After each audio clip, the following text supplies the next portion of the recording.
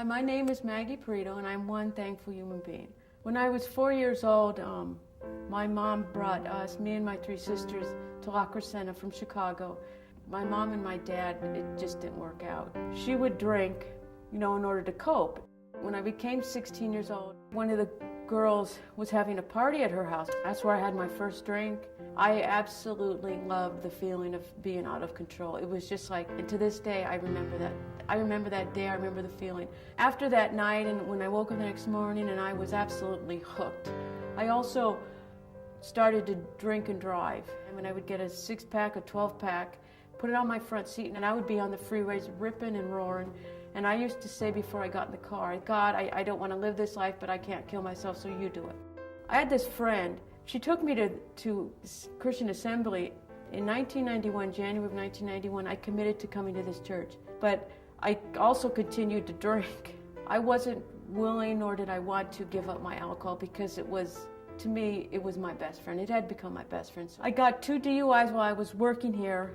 And the church was very loving, very supportive, and so I ended up going to a rehab. I was drunk the next day. And the church was loving me, writing me letters, loving me, but I was not ready. I was not ready to quit. Finally in 97, right after Easter, I got my 3rd DUI. The church finally said, we can't do this anymore, and I was fired.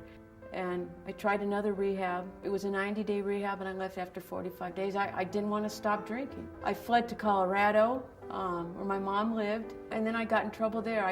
I continued my drinking. I continued my driving. I was now drinking on the streets. I had graduated to drinking on the streets, and then I progressed to getting arrested on the streets, fighting with the cops. It was just a horrible, and then I just kept going from California to Colorado. The more I got arrested, the more comfortable it was. It was like, this isn't so bad.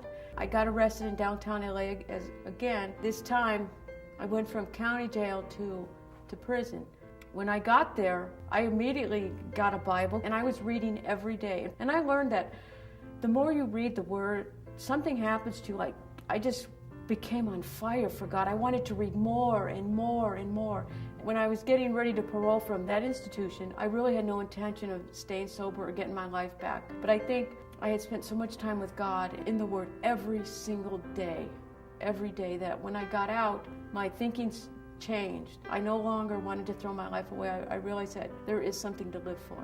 God has been incredible. Even though I was doing all the wrong things, I was still talking to God, and He still protected me, and He still saved me, which is mind-boggling to me. He still was there for me every step of the way. I used to think that people were powerful, but today I realize, and it's taken a long road, but today I realize people aren't powerful, God's powerful.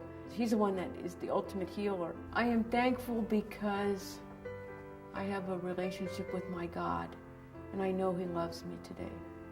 Each time that I feel like, I'm going to drink or something, I just lean on God. I am very thankful for CA. They have loved me in spite of myself.